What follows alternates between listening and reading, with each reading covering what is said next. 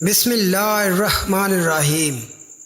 پرخلوص اور خوشیوں کے لازوال خزانوں کے ساتھ آپ کو السلام علیکم ورحمۃ اللہ وبرکاتہ۔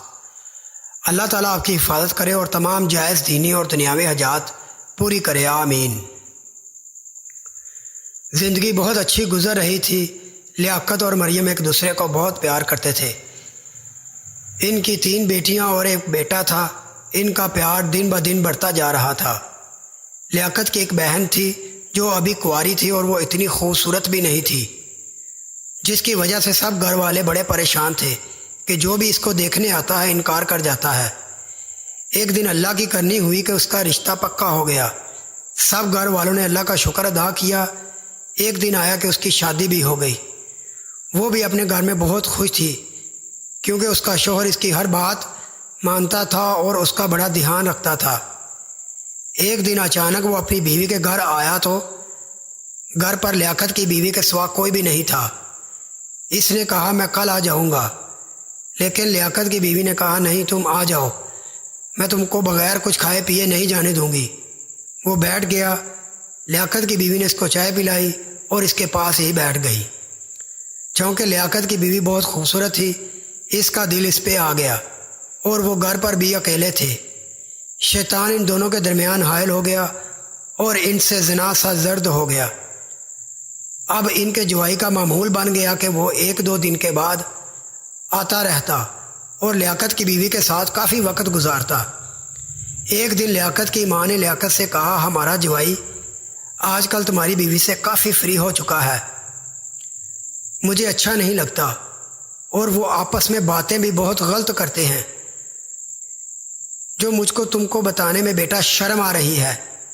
لیاقت نے اپنی بیوی سے کہا مریم مجھے کچھ پتہ چلا ہے کہ تم آج کل میرے بہنوئی سے کافی فری ہو چکی ہو اور تم فون پر بھی سارا دن اس سے باتیں کرتی رہتی ہو۔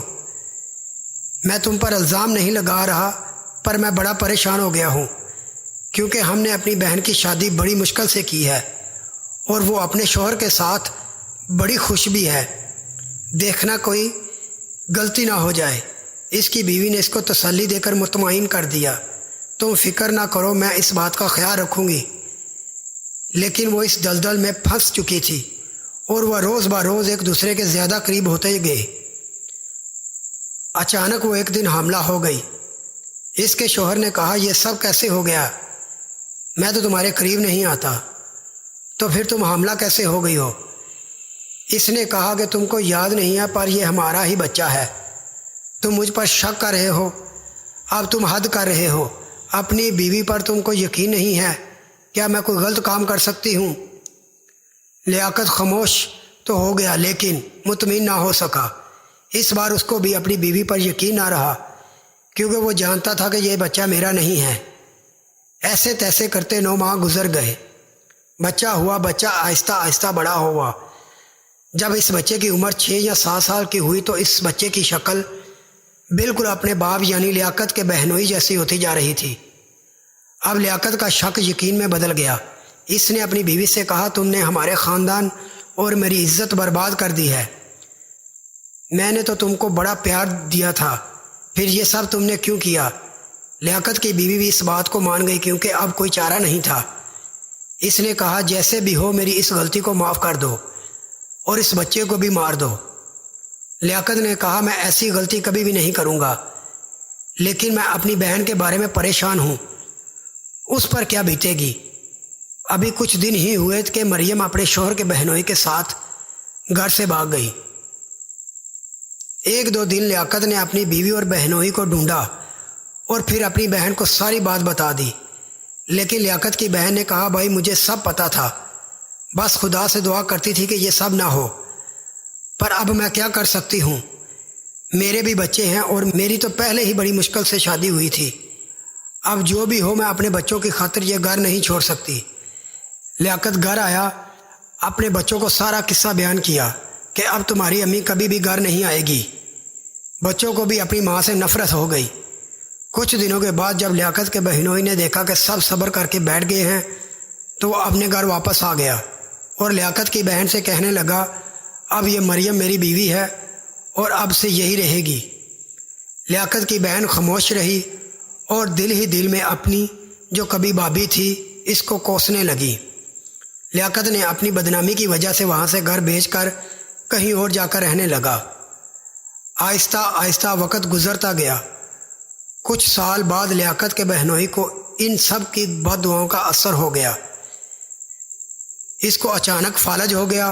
اب وہ گھر میں زندہ لاش سے کم نہیں تھا۔ لیاقت کی بہن اب تک جو خاموش تھی مریم سے کہنے لگی، یہ سب تمہارے کرتوتوں کی وجہ سے ہوا ہے۔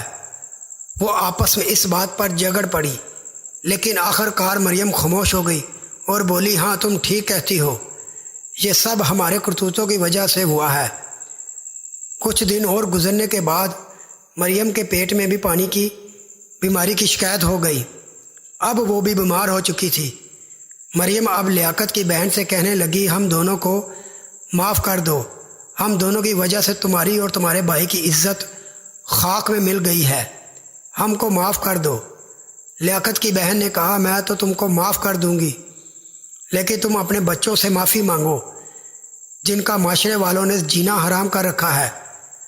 مریم نے اس کے کہنے پر لیاقت اور اپنے بچوں سے ملنا چاہا، پر انہوں نے اس سے ملنے پر سخت انکار کا اظہار کیا، اور بچوں نے کہا، ماں اگر تم نے دوبارہ ملنے کی کوشش کی تو ہم بھول جائیں گے کہ تم ہماری کبھی ماں تھی، لعنت ہو تم جیسی ماں پر۔